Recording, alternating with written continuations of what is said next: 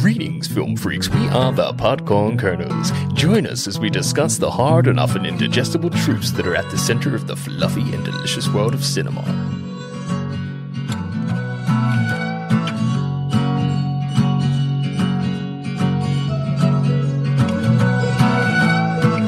What's poppin', people? Welcome to the Podcorn Kernels podcast. My name is Adam, and joining me in your earholes is Harry. Say hello, Harry. I hope to see Sankt Pölten, Lower Austria. I hope it is as mountainous as it was in my dreams. I hope to see my friend and shake their hand. On today's episode, we will be talking about Bohemian Rhapsody. This is a 2018 film directed by Bryan Singer and stars Rami Malek, Lucy Boynton, and Gwilym Lee. IMDb describes the synopsis as follows: the story of the legendary British rock band Queen and lead singer Freddie Mercury leading up to their famous performance at Live Aid. Just a boy from Zanzibar, I feel like I will go so far. Daddy says that I couldn't do a thing. Told my dad I was gonna win. Little Farouk, he had a dream. Tune on in and I'll show you what I mean. Daddy said, Farouk, no, no, no. I said, Daddy, watch me go, go, go. Yes, yes, yes, yes. I will succeed.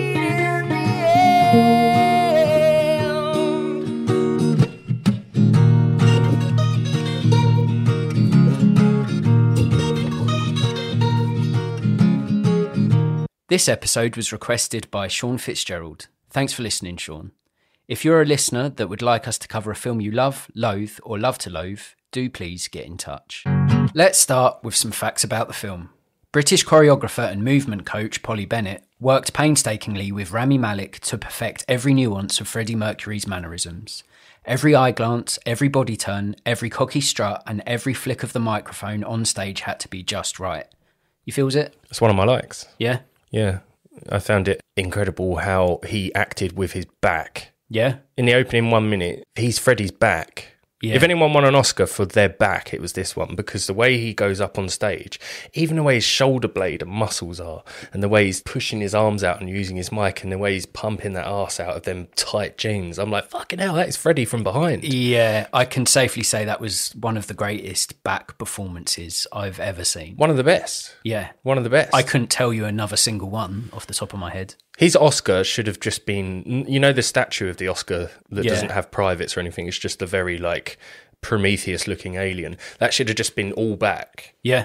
All, but no front, all back. Imagine he went the whole film and we never saw his face. Ever. And it was just Freddie's back. Freddie got back. Oh, like over the shoulder, like a Son of Saul. That would have been good. Like a POV film. POV from Freddie's back. I wouldn't mind seeing that. Yeah, it's one of my likes, man. The physicality, he totally embodied everything that was Mercury. I mean, yes, he's not singing the songs, but where he made up for not being able to sing the songs was I Will Become Him. And in terms of lip syncing, that's a popular thing amongst the youth today on TikTok and shit where people pretend to sing. In terms of that, he does a really good job of making it look like it is him that's singing. Absolutely. And I think he deserves kudos for that. He does deserve kudos. Queen's set at Live Aid is widely regarded as one of the best live performances in rock and roll history. In a 2005 Channel 4 poll of over 60 artists, journalists and music industry executives, Queen's Live Aid performance was named the world's greatest ever live performance. Feels that too? Probably the greatest 20 minutes. I haven't seen much of the other band's performances, but I know that it was quite drab before Queen got on stage. No one has that energy, though, do they? I mean, he was a front man. Yeah. There's frontmen and then there's frontmen. I would say he is the front man. man. Like, he's something else. Leagues above the rest. Yeah. I'd say. Yeah. I think if you want to match him for energy, Jagger's a great front man for energy, but he doesn't have the vocal range. Do you think his performance at that iconic event, do you think it was magnified because he knew the end was near? Or do you think that's just creative license within the film? Because that's how they portray it in the film, don't they? That's one of my dislikes. Oh, well, I'm just jumping the gun too early. No, that's good. No, we might as well cover them if they come naturally. Yeah. So they're very loose with the facts. So in the film, they portray Freddie as being diagnosed with AIDS and informing the band prior to Live Aid, which weren't true. He wasn't diagnosed with AIDS until 1987. And Live Aid is 1985, so it's creative license. Okay. I don't think you need to use creative license when a band and a person as huge as Freddie has such a rich, illustrious career and life that you don't need to twist the facts. You don't need to be like, it would be really good if we show that he informs the band that he has AIDS and he plays this gig because he's got AIDS. I think he suspected he was HIV positive and his immune system was dying. He hadn't actually been diagnosed with AIDS. Yeah. Okay. So that's one of my dislikes, a little bit loose with the facts. So do you think in terms of giving such an electric performance, now that you've brought that to my attention, it's less of the fact that he knows he's time's limited and more the fact that it's being a comeback gig true? Do you know that? Because they'd split up for a bit and that was their first live performance for a number of years. They hadn't split up. So they make out in the film as well that Freddie was the first and only one to perform a solo album. And it weren't. Roger Taylor did Fun in Space in 1981 and Strange Frontier in 1984. Really? So Roger Taylor did 2 solo albums before Freddie... He's the drummer? He's the drummer, yeah. So did he sing or did he just do a solo drumming album? He sung. Yeah. I did not know that. He did all the vocals on I Love My Car. Yeah. Which is mentioned in the film. Yeah. Musically, it's a great sounding song, great rock song. Roger Taylor's got a great voice, but the lyrics, I mean, talking about loving a car... And if you were to put all the other Queen songs in a league table, that one's got to be fighting relegation, right? Surely. It's got to be. It's not a great song. I think any of the songs where Freddie's not the front man singing the actual words, it's not as... I prefer it when they're either an ensemble or Freddie's the lead guy. But yeah, so Freddie did his album Mr. Bad Guy in 1985. Roger Taylor had already done 2 solo albums. They weren't out of touch or chemistry or rehearsing. They'd done an album 1 year before Live Aid and they'd toured. So, in summary, the film's bullshit in terms of factual content. There's no way you could ever ram in all of Queen's accolades and attributes and everything that was great about them in 2 hours PG-13 film. Or maybe rammy it in. Oh shit, dude. You see what I did there, bro? Oh, man. Final fact, the film had a mixed critical reception. The direction, screenplay and historical inaccuracies were criticised. However, Rami Malek's performance as Freddie Mercury received generally unanimous praise. You already said it. You knew this. Yeah, I mean, you can't look at that film and say he didn't do a good job. All the footage you've ever seen of Freddie performing and how he was as a person, Rami seems to have embodied that, and you sort of got to go back in time and sort of get a feel for it. Yeah. Without going too much into it, it feels to me that Malek's performance as Freddie Mercury turns a pretty average film in all other elements into quite a decent film. I don't know if you tend to agree. Without that electric standout performance, I think you'd be looking at a film that is kind of bang average. Yeah, Brian maybe agree. Did you get that one? Oh, Brian, maybe. I'm a little slow today, Dad. I need to have some more coffee. That was good. Oh, we're on fire. Yeah, I mean, and in the cinema, first time I saw it, I was just engrossed so much by the music and the look, and first time you ever really get to see Freddie Mercury be portrayed on the big screen. Yeah. So I was sort of taken in by all of that, and I was just enjoying the whole thing. It's only a couple of years later, watching it at home, that you see a lot of the flaws in the film. I definitely tend to agree. It for me, when I saw it at the cinema, it was electric. It was quite a packed cinema, and everyone, me included, I don't like watching films when the cinema's packed because people piss me off. Yeah. But in this film, it was a really communal event that made the film feel better. It was a greater experience. The sound, the size of the screen, it was a real big spectacle, and I really enjoyed being part of that. So when it came to doing this episode and watching it again, I was like, I loved this film. I thought it was fucking brilliant. Watched it again at home, and I think the impact's lessened when you don't have it with that big screen, that big sound system, that shared experience, which is a shame. Yeah, because I think they try to fit too much in this film to try and get as much of the story across as they can. They leave bits out that were more essential to the storyline, in my opinion. And I think that's where it gets a bit lost in that whole creative license. And some of the acting from the support cast is not great. The line delivery is kind of bad in lots of scenes. One that stood out for me was Joseph Mazzello, little Jurassic Park boy who played John Deacon. You know, he's an American guy. He's quite a good actor. Wait a minute. Little Jurassic Park boy? John Deacon's Jurassic Park boy. The little boy in Jurassic Park 1. Fuck off. Yeah, bro. Is he actually? Yeah, and he's in the Pacific alongside Rami Malek. I care about that one less.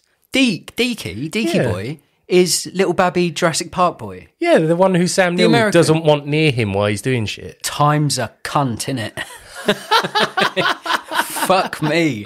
I still, in my head, I still think he would be a young man, but fuck, that film's 30 years You still ago. think he's prehistoric? Yeah, I still think he's in Jurassic Park. Oh, he never got out. No. Yeah, that's him, man. That's Wow. him. Yeah. That's a real eye-opener. I mean, I liked him, but I think even maybe John Deacon as a sort of character, the way they rip on him in the film about him being very vanilla and boring about everything, I probably look at John Deacon like that because he tucked a white Mickey Mouse shirt into his denim jeans and played bass. That's just not me. But that's style nowadays. No. That takes balls, yeah. No. Yeah, you see the youth of today rocking that shit. Yeah, just some of the line delivery. Yeah. Him and Ben Hardy. Just some of the lines. I don't know. You know when you first put on Harry Potter and then kids' accents just great. Yeah, can't look past They're just it. great. Oh, Harry. Like Yeah, that. personally, I can't look past it. Yeah, there's some British twang in it that's a bit distracting. Freddie cuts through all of that though. Yeah. Rami Malek's character has a very distinct talking voice. He embodies that character fully. But the others are just like throw a wig on it, talk like you work at Heathrow. Okay, cool. Yeah. It's a bit distracting. Have you got more likes? I know we've sort of flirted with both likes and dislikes. We're sort of free flowing at the moment, but have you got any more? It's as obvious as a white geriatric pope, but the music. I mean, the music's great, especially the building of Bohemian Rhapsody. I mean, it's a film about music. Queen had highest selling greatest hits album of all time. It's never been beaten. So For a reason as well. You're not going to like go into this film and go, oh, the music was shit. Yeah. So yeah, as obvious as a white geriatric pope. Yeah. The music's great.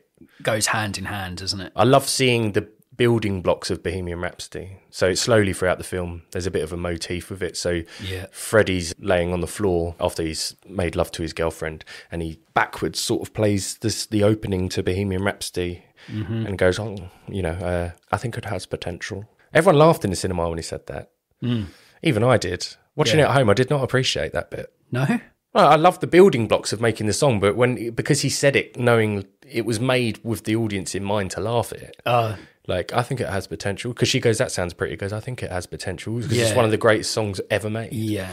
So that was a bit on the nose, yeah. Yeah, a bit of a fourth wall sledgehammer. Yeah. I see what you mean there. Yeah, if you don't mind, I'll jump on your bandwagon because that's one of my likes. Well, yeah, the music, again, that, like you said, goes without saying, but I particularly enjoyed the building of Bo Rap. Like you said, the scene in which Freddy's formulating one of the greatest songs to ever caress my ears, that moment gave me goosebumps. Yes. You know, beside that quite jarring line, because I do agree, like it's a bit on the nose. But the first time he tickled the ivories with that masterful melody, it gave me genuine tingles. That's because it hits him, doesn't it? Yeah. Because I don't think he knew he was going to shout, Mama, I wish I'd never been, but sometimes I wish I'd never been born at all. And that's when he freezes. Yeah, because it hit him like a ton of bricks. Yeah. And that scene, the building, it's like a montage, isn't it? It's the team effort during that Bohemian Rhapsody montage. It had me sitting there with a big old giddy smile plastered all over my face. Galileo. And that happened the first time at the cinema, then the second and third time on viewing that scene.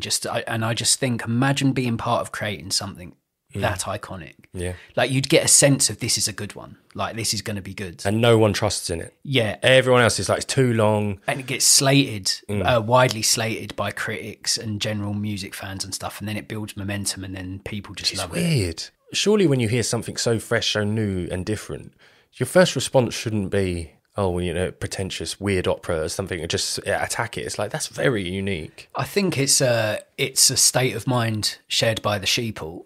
Like, until someone's brave enough to go, this is good, and enough people go, this is good, then it's that FOMO, that fear of missing out. So it takes someone to take a stand and be like, you know what, this is really trailblazing, this is really unique, this is really original, like, accept it, it's all of these things and enjoy it. And then the more people do, the more like it's acceptable to like it. So with real talented songs, they have to go through the grinder of opinion, but nowadays it's sort of the opposite, isn't it? You'll have Taylor Swift. You won't even have to hear a bar and people go, it's masterful. Yeah. And then maybe like greatest album ever made. Exactly, yeah. In Sheepshin. It feels like that, doesn't it? Back then you had to work for it.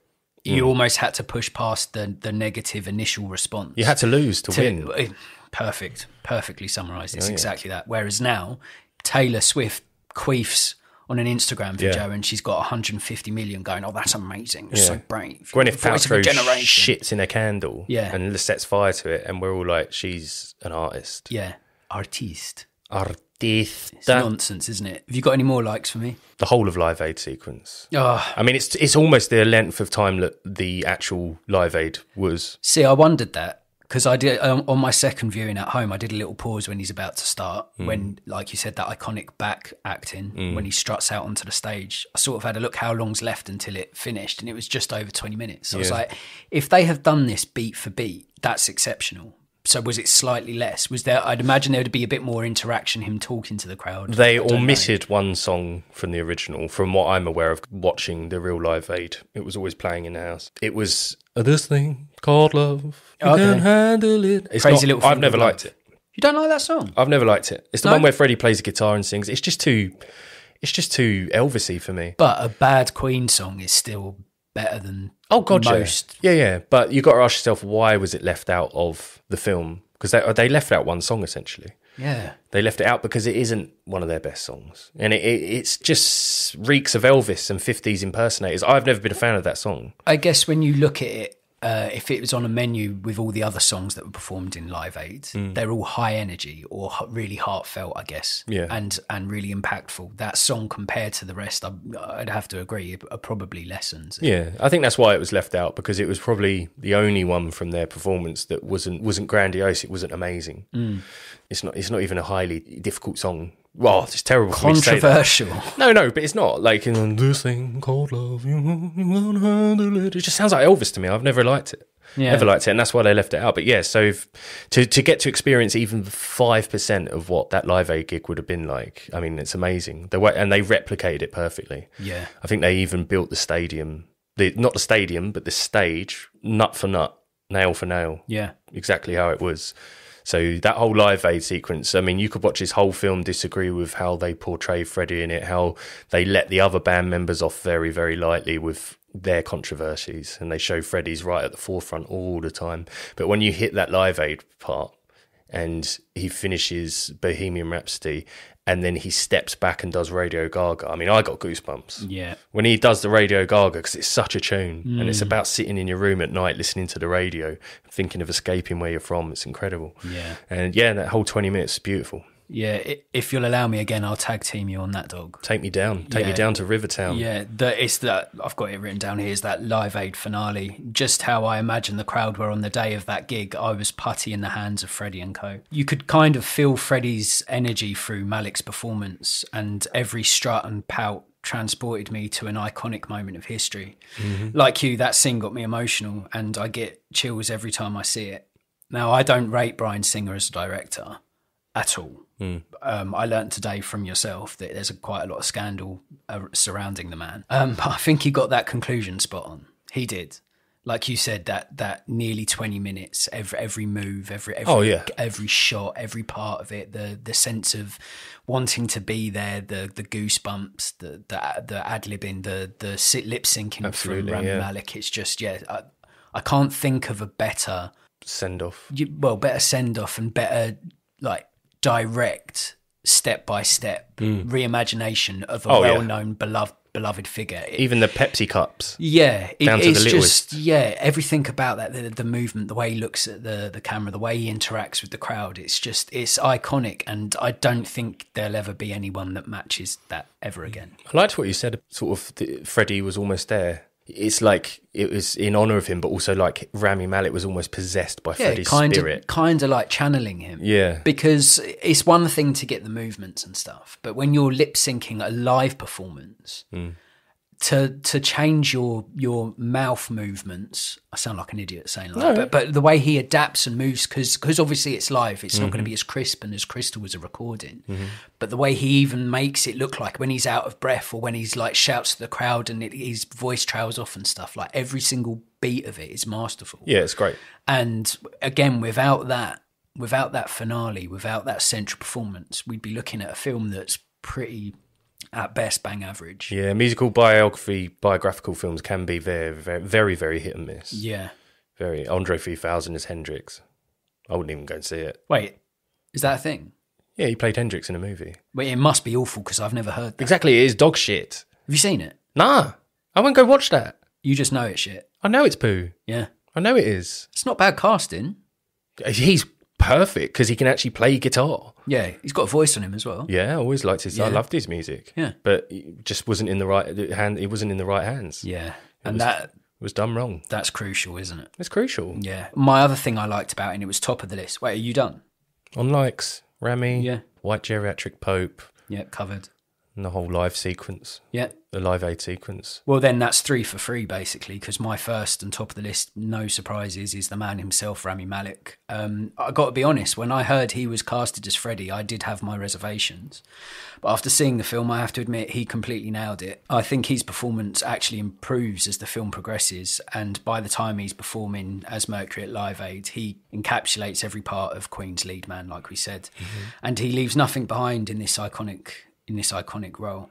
And I know originally it was Sacha Baron Cohen that was meant to be Freddie. That'd have been cool. Part of me, I give Malik massive props. I think he deserved the Oscar. I think he was fantastic as Freddie. But there is a part of me that I think Cohen is British. I think he might have done as good, if not better. I think his complexion, his tash, him wearing a white vest, it would have just looked amazing. Yeah. I really, when someone first mentioned it to me, I thought, wow, yeah, I could see that. Do you know what would be amazing if they could have found an excellent actor, or send Baron Cohen or Rami Malek on a 2-year vocal training course in depth. Get your voice as best as you can to just try and sing, not like Freddie, but enough so when you sing, your lungs and your neck react exactly how they would if you were singing. You take your inhales, your exhales. You're not just miming. Miming's hard because you don't breathe as well. You're not taking in your inhale to hit out big notes and stuff. So I would have loved to have seen that side of it. It's hard to imagine, because we're sitting here praising Rami Malek, and rightfully so. It's hard to imagine if Cohen would do it any better or any differently. But I would love to see a Freddie off between the two. Just because he's got that about him, hasn't he? Cohen. He's got to have that deep-seated confidence to do all the shit he does.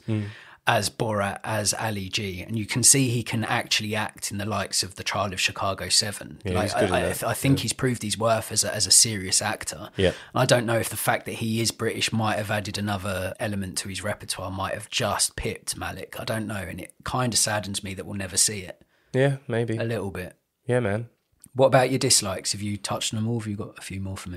So I covered the fast and loose with the facts, showing Freddie to be diagnosed with AIDS in 85 when actually it was 87, making out that he was the first and only one to break away with a solo album when Roger Taylor had done Strange Frontier and Fun in Space. Yeah. And third, facial and head hair was a bit distracting. Explain. Just some of the wigs. Brian May's poodle poof looked exquisite, I feels. I think Brian May was all right. Yeah? Yeah. Only all right? It's more like the Mike Myers in it. Yeah. Like, to be fair, he does a good accent for a Yank. Yeah. But did you need him in it, or did you? I think it's because it's like a nod to his Wayne's World headbanging scene, isn't it? Okay. Yeah. I think he's in it for that. But I don't know. I found some of the costume and some of the costume, makeup, hair design for even the extras and some of the supporting cast, it just looked a bit hokey. Off-putting? I just don't think London, England was that colourful. It's always been drab. Even when it tries to be colourful, it's still a grey palette in my world. They just look too sparkly. Yeah, not buying it. Not Freddie, and not really the band, but I don't know, man. It's weird watching baby Jurassic Park boy Yeah, with John Deacon hair. That's put a massive dent in my whole existence. Yeah. Because you could have said to me, that actor there, he's in a film you love from when you was a child. Who is he? Never. Never in a million years would I have got that right. Why they cast him though? Like, we're not short on British actors. Why go through the struggle of, you know, there's a bit in the film, later on in the film, when Freddie wants to reconnect with the band, and they send him out of the meeting room with something you don't do to Freddie Mercury. They're like, can you give us a minute, Fred? He walks out, and it's John Deacon, Joseph Mazzello, who comes out and says, you can come back in now. And he goes a little Aussie.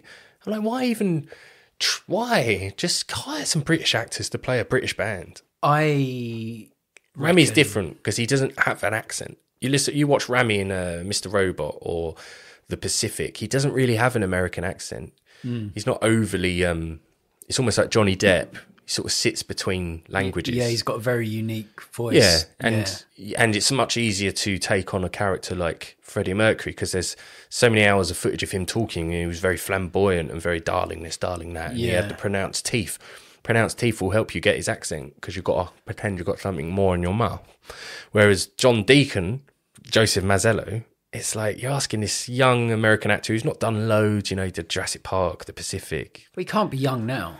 Well, he's not that young. I think he's, 43, 42? I don't know. Yeah, he's about that age. But I was just like, I find when they take them chances on actors, like, who the fuck's for? Chris Hemsworth. When you get Hemsworth to do Scottish accent in Snow White, The Huntsman. Does he do a Scottish accent? Yeah, or Is it like shit? Heart of the Sea, the Ron Howard one, and you hear how shit his accent is. It just cuts through the film. It's like Charlie Hunnam, like cuts through the film. Do you think it's as simple as Jurassic Park Jr., Joseph Mazzello? Yeah, Mazzello. Do you think, does he look like John Deacon? Because I couldn't tell you what John Deacon looks like. John Deacon's got a stump puffball chin, so the bottom of his chin pops in under his top lip. Okay. He's got a longish nose.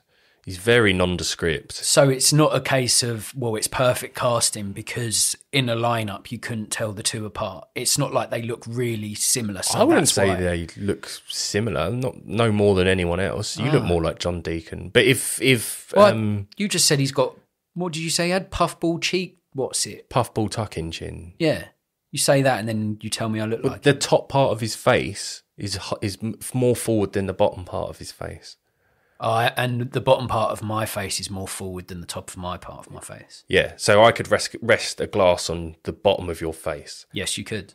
With John Deacon, if I poured water on his forehead, it would go under his chin. That would happen to everyone. It would. Anyway, he's very nondescript, and I think if you, John Deacon flashed someone and they went, "What did he look like?" I'd be like, "Afro." Very nondescript, and then goes into detailed description about his puffball chin and how you pour water over his face. Yeah. Any more dislikes? No, that's it. Yeah, essentially. My first gripe is my biggest gripe, and it's Bryan Singer, the director. And this isn't anything to do with the scandal surrounding the man, because as I said earlier, I only learnt about that today. But he is one of those directors that never really brings anything new to the table. I mean, I only like the usual suspects from his filmography, and I think he might have missed a trick whilst directing Bohemian Rhapsody. He had this like endless resource of creativity and inspiration that he could have used to make a really original and flamboyant biopic. Instead, the film itself is kind of a generic tale of a band's rise and fall that is only saved by Rami Malek's electric performance. I think the film should and could have had scenes that reflected Queen's ingenuity and unique personality, but I think Singer opted for the safer route. So a band that's full of forward-thinking, really unique ideas, doing things before anyone else, trailblazing band with unique frontmen like Freddie, and with all the drugs and the sex and the rock and roll involved. Some of those scenes, you could have gone really abstract with it. You could have thrown in some animation. You could have done some really clever like building of the songs. Yeah, gone a bit surreal with it. It's done something really interesting. When you've got that as the source material, there are so many different ways you could go. You could make some scenes being like, fucking hell, that was amazing. Like, it could have done so many different things. But apart from the building of Bohemian Rhapsody, Rhapsody, which is just a sort of fan servicing nod to one of the greatest songs ever, and that Live Aid, which could only be done the way it was, beat by beat. Like the rest of it just felt like, oh, well, of course, here comes the peril between the band, because of course that's going to happen. Then there's the scandal of Freddie and what he got up to in his spare time and stuff like that. And it just felt like Bryan Singer's a prick, is what I'm trying to say. And I've got a personal vendetta against him as well, because he was an arsehole to my missus many years ago. She met him? Well, she worked for Pinewood Studios doing props and stuff. And she worked on the film Jack and the Beanstalk. Oh yeah, Jack and the Giant Slayer. Yeah, that one. The props team was asked to create these leaves, which took them days and days, loads and loads of leaves. And he took one look at them and shouted, "I can't work with these shitty leaves." So straight from the get-go, I don't like them. He's a diva. Yeah. Then watching this film, and I was like, you wimped out. You took the Diet Coke approach when you should have gone full fat Coke. You should have been really flamboyant, that fairly mirrored the band. You could have really gone for it. And then I heard of all the scandal that surrounded Singer that you told me today, and I just don't like him. I don't think he's a good director. I don't think he's a good person, and I'll leave it there. He won't be far behind Weinstein. Soon he'll be in his Zimmer friend going up the steps going, "Please take it easy on me." Yeah. What was I going to say about... you can't do the AIDS part of this in bite size. Like, it's weird. They don't really show Roger Taylor or Brian May, huffing Chang and having sex with groupies and stuff. And they might not have done the drugs, but Roger Taylor was a monster. He slept with loads of women. Yeah, Freddie within the film says a few times, like, "Don't talk to me about being loyal, son. Yeah, you've been throwing that willy in plenty of wanny." Absolutely. Yeah. I mean, I'm fascinated by Freddie and what he went through and how he came to get, say, HIV and stuff. It's an interesting, tragic story. Part of me wants to see that more. And then the other part of me wants to see the band and the music. And it's hard because singers try to blend two together and they're both huge different channels. Yeah. And he sort of blended them together into a canal and it don't really flow. Because you could totally make a whole feature-length film of the rock star life, the drugs, the sex, the antics, all of that stuff, and that the film could be focused purely on that. And equally, you could do a whole film that's just focused on the creative minds, the coming together of this group of people that made amazing music and performed in ways that no one had seen, and their rise to infamy and one of the greatest bands to ever have done it. You could have two separate films, but merging he missed the the trick. Queen's first album, Queen 1. Queen's second album, Queen 2. Why don't you just do two-parter? Yeah. Two films, Queen 1, Queen 2, because they were the albums they had. Yeah, and then do another film that's just about the scandal and the life, and because that stuff's interesting as well. I mean, two and a bit hour films, you could have done it justice in terms of the band, in terms of their private lives, I suppose. Not too much, but... it's just showing a truck driver go into a men's toilet and Freddie slowing down and looking at the men's toilet, and that's your nod that he's now going to start partaking in his desires and not hide from it anymore. I mean, I was like, it's not good enough. Yeah, I do. You're making out that he's the only one in the band that's got sex drive or loves drugs or likes getting on it. There's no way these guys were Christians. I think I tend to agree, and that's one thing that I had a gripe with as well, is the film is meant to be about Queen. It's their story of becoming this amazing band and up to the event of Live Aid. It's not a Freddie biopic, but it focuses primarily on Freddie. Yeah. But if you're going to do that, he's got an interesting and big enough story to have a film committed to Freddie. Of course, the rest of Queen would be in it, but fleeting moments. Equally, the rest of the band aren't fairly represented because they're hardly in it. Like they had a huge part to play in this story, and they're only in it in bit parts to move Freddie's story along. They're all geniuses, and they all wrote songs. Exactly, with they all needed each other. So I do think it wasn't sold as a Freddie biopic, but let's be honest, it is a Freddie Mercury biopic. You're not seeing what Roger Taylor and Deaky and Brian May are doing in their spare time. It's always what is Freddie up to. So it is really, and I think because of that, it's kindly falsely advertised. They could have just called it Freddie or Mercury and it been this film. And I think I do have a problem with that as well. Like it's not one nor the other. And as a result, it's kind of this generic film that could have been a lot more. And like we said earlier, without that central performance. wouldn't be nothing. Exactly. Yeah. My final dislike, one word, Paul. One name, Paul. Paul. Oh, mate. Yes. Freddy's boyfriend / enabler / bunny boiler. He's an Irish actor, isn't he? He's in Downton Abbey. What a dickhead. He was meant to be detestable. And Alan Leach does a solid job in playing the character, but I wanted to punch him in the fucking face. It was so annoying. I want to rip his moustache off. Oh, yeah, and shove it up his ear hole. Yeah, he just pissed me. He was laying on his side, that's why it can go up his ear. Yeah, obviously, yeah. If anyone's wondering about the physics of it. Yeah. If Brian May was listening, he'd be like, well, how would that work scientifically? And we've solved it. Yes. Yeah. I didn't like him. And I know you're not meant to like him, but I disliked him too much. Malfoy. Joffrey. Yeah. Yeah, he was just such a manipulative little fucking puppeteer, little finger fucking shithead. He's a bottom feeder. Yeah. Just feeding off of Freddy's success. Yeah. I wonder how true to real life is that relationship that them two had. Is it because he rejects him in the barn?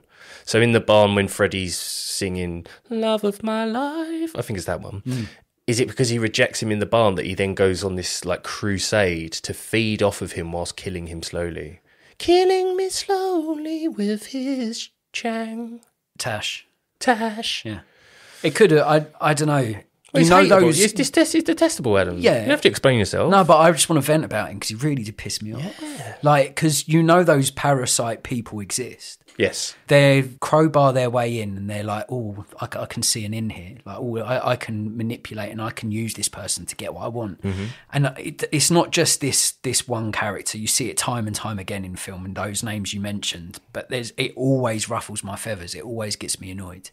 And yeah, I'll leave it there. Well, yeah, because you've got to watch the whole film knowing that guy is bad for his health. But like, just imagine he was such like the guy Freddie ends up with at the end. Mm-hmm. What's his name? Jim Hutton. Yeah, the real guy was Jim Hutton.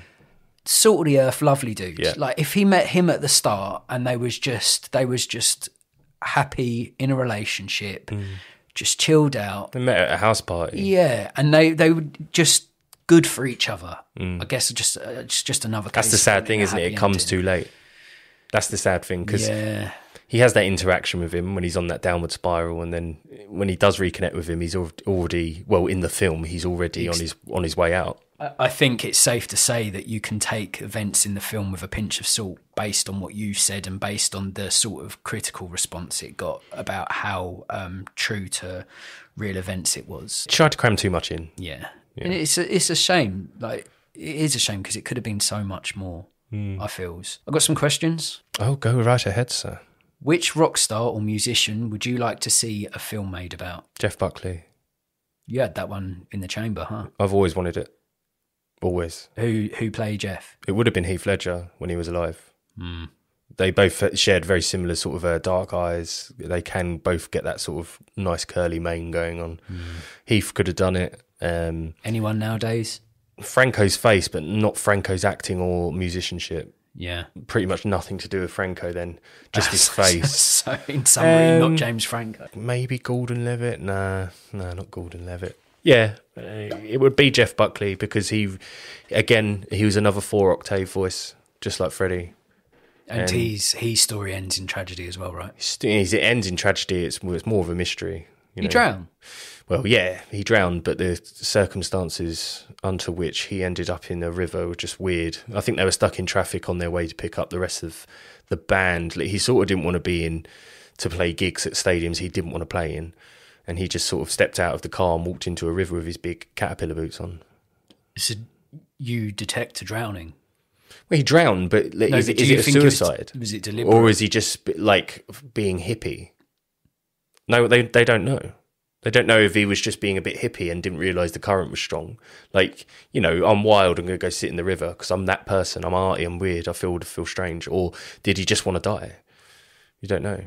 I'd like to see it. I know next to nothing about Jeff Buckley, and I would. His like songs. To see. I know some of his songs. Incredible. Grace is one of the greatest albums of all time. And if Freddie was alive today, he'd be handing off the crown to him. The baton. Oh yeah, I mean Buckley was just insane. What he could do musically. Another different beast. Yeah, because his music was sort of like Queen for its own time. It stood apart from everything else. It stood apart from your Pearl Jams and your Nirvanas and stuff. There was something very different about him. It makes me think these singers that get taken too soon, I wonder if their legacy would be what it was if they were still alive. Do you think that's part of it? They're held in such high regard because we'll never know. Because it was taken away either at their peak of their powers or when people weren't like looking at him going, oh, fucking hell, come on now, mate. Depends if they milk it too much. If you milk that well dry, then it sort of gets to a point where you don't see the wanderlust anymore. Like I never personally felt Amy Winehouse was excellent. I thought she was very average as a performer.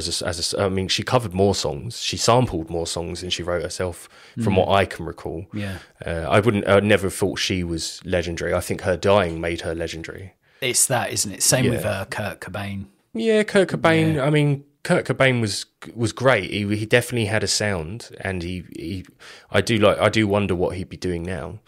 Like, would it be for better or worse? But I think some artists, they just keep going, like Paul McCartney. You too. Well, Paul McCartney's more like, oh, can you come and play at my kid's birthday party? I don't think Paul does that. No, I know he doesn't, but his music does. It's kind of like, it's Paul McCartney. Yeah, that's Slash. They've got an invite to every do because of what they've done. Yeah, like, but if Paul McCartney wants to play at an event, you don't say no. But no one wants Paul without John and Ringo and George. No one wants poor Paul. No, but you don't. You love him because he come from the Beatles. Yeah, collective. Like, if someone says to me, "Oh, would you rather see Sting or the Police?" The Police. I'm not interested in his solo career. Whereas Jeff Buckley I think Jeff Buckley would have retired early. I think he would have done 2-3 albums and then done a Day Lewis. I think he'd just gone. Yeah. He would never have milked that cow. He wasn't interested in the fame. He wasn't interested in the money. He loved playing in little cafes, doing fucking rehashes of Lilac Wine and stuff. And that's so endearing, isn't it? Yeah, amazing. Just bowing out and just being like, I'm done. You got to do it, man. Yeah. I think some bands are brilliant, and some artists, when they decide, like, we can't just keep doing this, it's nauseating. Well, it's like when you hear Liberty X have reunited after 20 years. It's like, who the fuck cares? Yeah, S Club 7, it's like, oh, the bank's running dry. They clearly just need money. Yeah. And it becomes a Butlins thing. Yeah. It's like, sad, isn't it? Yeah, it's like a group of henettes going to Butlins to watch S Club. And it's just so depressing, the thought of that. It is. Do you want to hear my answer? God, yeah. Chester Bennington. See a film about him? Yeah. I could do that film for you right now. Whoa. What? You don't know enough about him. No, I don't have to. Tread carefully. Chester's my boy. Chris Cornell was my boy. Oh, I'm not slating off Chris Cornell, am I? They were mates. Well, good. But the thing you were talking about, were they amazing because they died? Do you not think there's an element of Chester Bedingfield and... Chester Bennington. Chester who? Bennington. Okay, so Fester Beddington. Right. No, who? Chester Bennington. Yes, sorry. Him, Chris Cornell. Again, both suicide cases. Is there an element to them where they wanted to live forever? Who wants to live forever? Who lives forever anyway? Was there a part of them that thought, if I die now, I'll be known forever? So or is it just despair and just genuine suicide? Well, we'll never know. But I want to see a Chester Bennington film because he was a troubled, tortured soul. You can tell that in the lyrics of his songs. Now, I'm not sitting here comparing Linkin Park to a band like Queen or to Jeff Buckley. Obviously, completely different vibes, different tribes. That's good. But different is better. I would like to see that, to get an insight from the people that knew him and loved him, to see what was going on behind those ears. What was the problem, boy? What's going on here? What's up? I'd love to learn more. More than likely, very similar to Robin Williams in that sort of sense. Sad clown. Yeah, well, no, because Linkin Park were very sad. Even if their music was really heavy, there's always an element of like life so hard. I think that's why I'm curious, because it's not like he was singing Sunshine and Lollipops. Like, his music was all really down and depressing. Yeah. Then when he's killed himself, you're like, well, listen to the 15 years of music career he's had. Kurt. Every song Kurt was the is same. that deep. Yeah. So I'd just be fascinated to learn a bit more. I guess is what I'm trying to say. That's cool. Yeah. I mean, he's fascinating. You've showed me some brilliant covers that he did prior to him dying, like the Adele cover. Could have had it all. That was really good. Rolling in the Deep. Rolling in the Deep, sorry, yeah. Yeah, the man's a talent and I miss him every day. If you could have seen any band perform live, who would it have been and why? Oh, I'm actually one of the few people that are lucky to say I've seen the full lineup of the Police. I've seen Fleetwood Mac full lineup. The question wasn't... And I've seen Red Hot Chili Peppers full lineup. Yeah, but the question wasn't, Harry, can you... But once it used to be... Which ones could you brag about? Yeah, but once it used to be the Police. But you've seen them. And then 6 or 7 years later, they reunited and played Twickenham. So once it was like, I would have loved to have seen the Police live. I did it. I managed it. Fleetwood Mac happened again. So the question is, if you could have seen any band perform live, who would it have been and why? And one that you haven't seen. Dead. Dead or Alive. I've never heard of that band. No, like... So I love Big Country. It's quite an unknown band.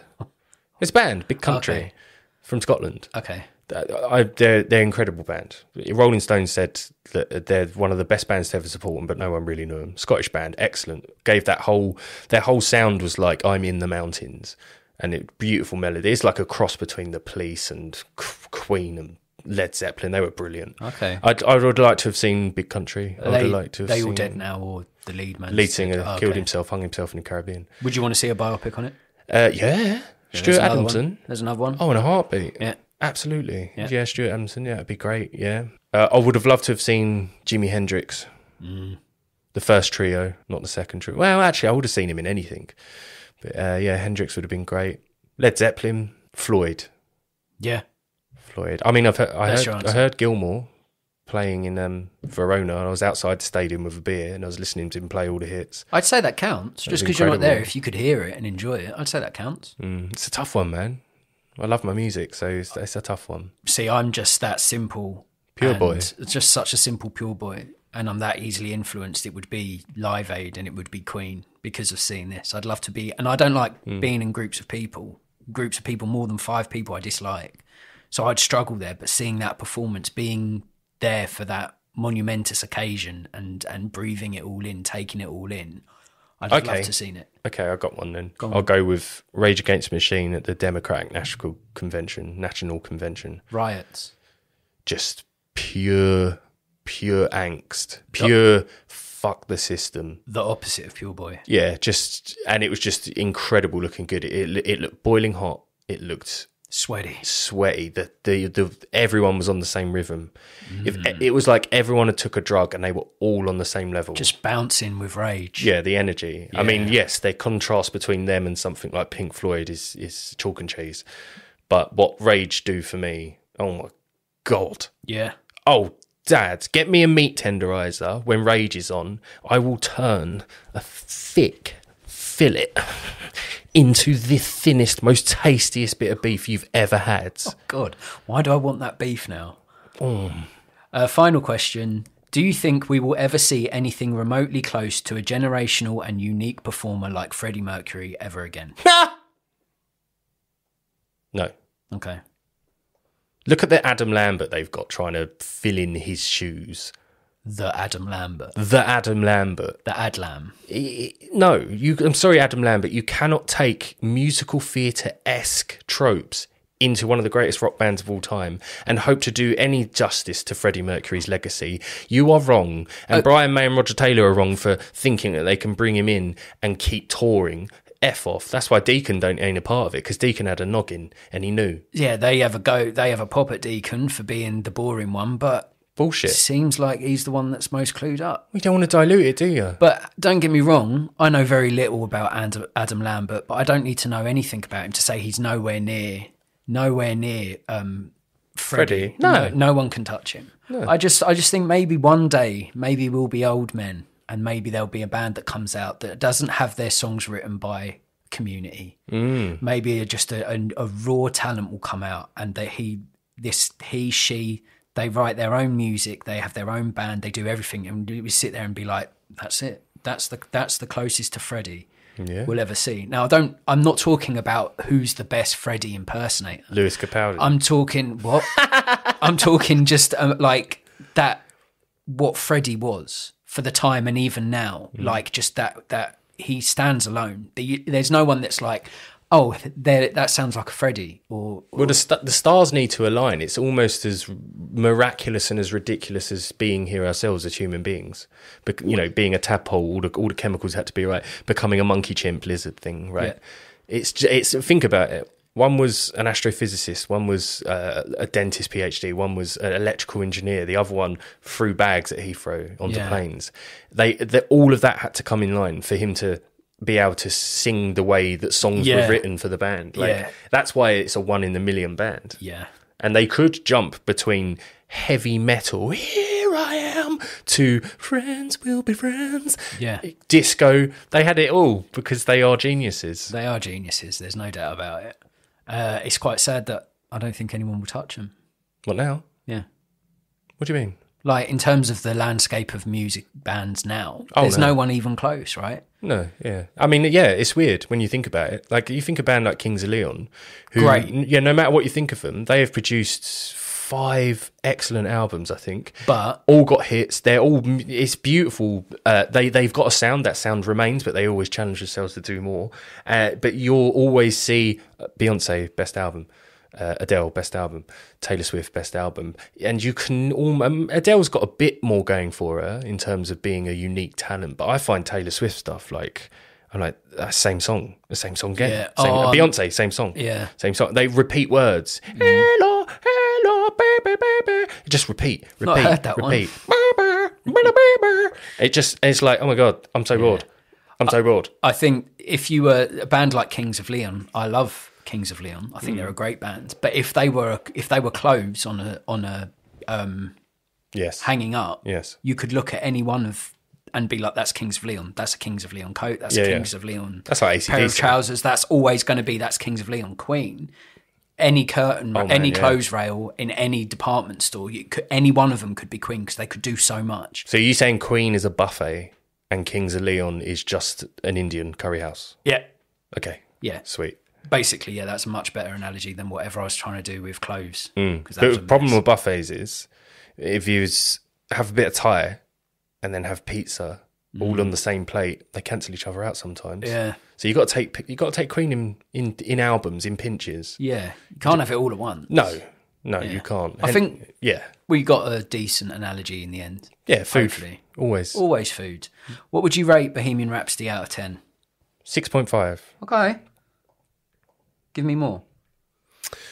6.5. I was just adding up. 13? Did I just do maths? No, because you don't know what my score is yet. No, I'm saying 6.5 plus 6.5. Is that 13? So that's 12. That's 13, dude. No, I didn't rate it 6.5. No, because you said do it again, so I added it twice. Oh, I see what you've done. In my own ease. Well, I went a bit higher. And this doesn't necessarily... You can't compare my ratings of other films to this because I know where this conversation's going to go. But I'd rate it a 7 out of 10. You gave Brokeback 7. Yeah, I knew this. I knew he was going to have this. You gave Interstellar 7. 7.5. I gave Interstellar. Okay. But I knew he was going to have this. But for the first time I saw Bohemian Rhapsody in the cinema, like if I was to rate it after coming out of the cinema, it'd probably been a 9, maybe an 8, 8.5.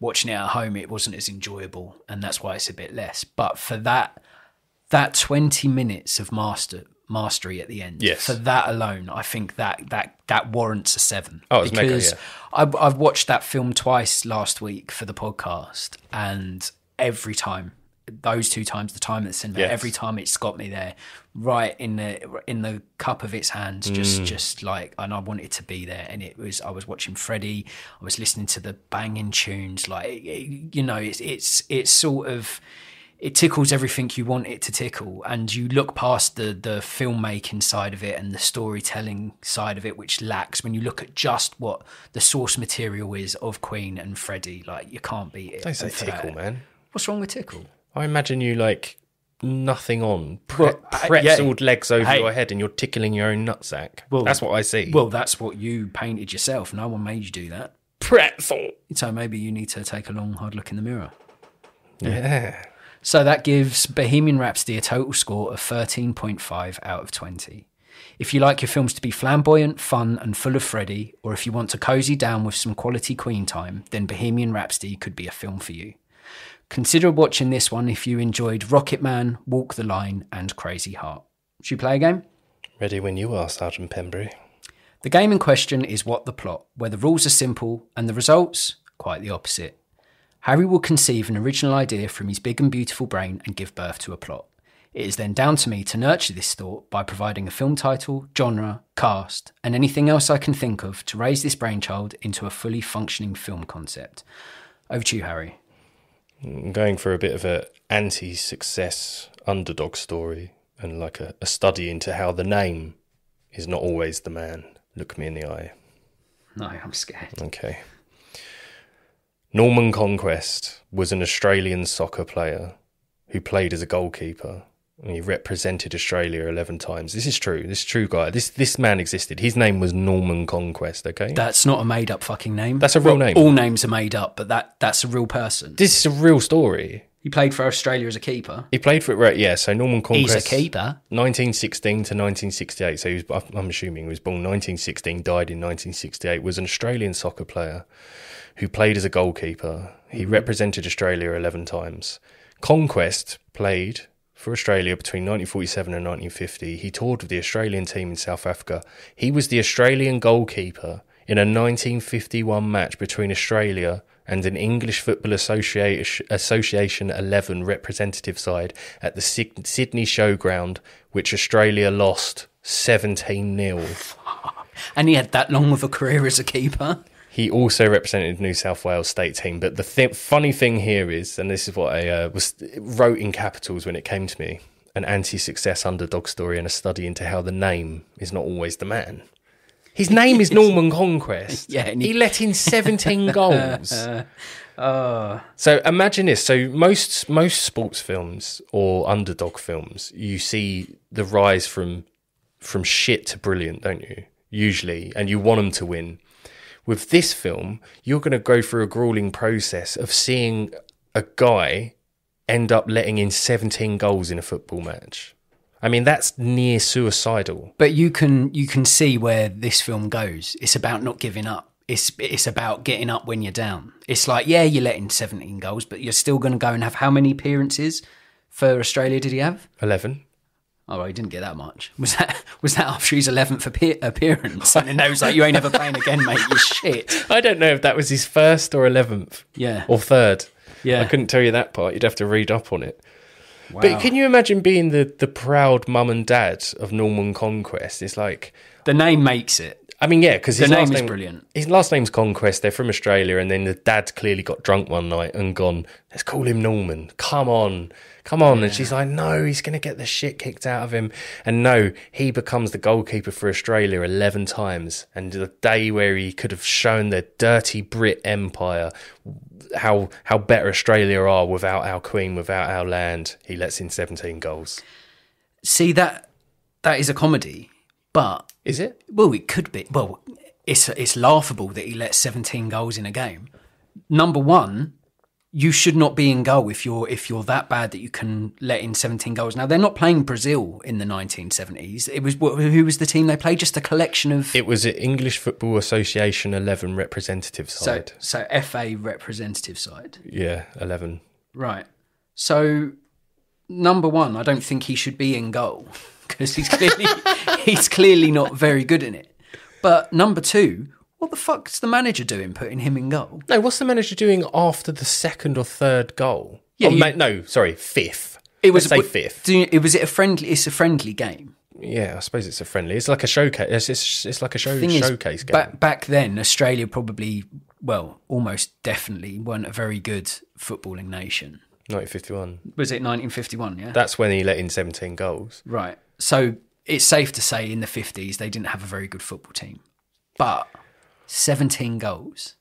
Like, every player must have scored. Would you have it so you see from the day he's christened and then like puberty and then like college and stuff and you see him grow up becoming a footballer? Or would you have the whole film kind of like a Live Aid, 20 minutes, almost pound for pound exactly how it happened, but the match and the whole film is set on the field and it's him letting in 17 goals? I think it would be just a play-by-play biopic, but the audience maybe just You don't even advertise the film that the true story is that he let in 17 goals. It would be an hour and a half montage of this goalkeeper training. Like, this is the biggest game of our lives. It's like, we're not a professional team, but we're going to club together. It's like Cool Runnings. So you're rooting for the underdog. And so the audience are not aware that the story is about a guy that let in 17 goals. So you're giving them a Dusk Till Dawn sort of thing. This is a gangster film. Oh, no, it's not. It's a vampire film. You're going to see their training regime. You're going to see them working hard. You're going to see team unity build, their morale build. They're going to start playing really well in training. You're like, you know what? These guys might actually have a chance against this English FA team. And then they go out and get absolutely spanked. But it is, in essence, however a film like that goes, and I know it was brought to the media attention because of the audacity of that scoreline, it does speak to a really heartwarming story. Eddie Eagle? Yeah, kind of, yeah. It's Eddie Eagle. It's Cool Runnings, as I say. It's that story of, well, they are shit, but they gave it a go. But I suppose with me and you, we can't understand how to measure quality with, say, skiing or sled running. But with football, it's anyone can watch that and know letting in 4 goals as a keeper and the defence, you can blame the defence as well. Letting in 17 goals. Yeah, that's a career ender. But his name's Norman Conquest. That is the best thing about it.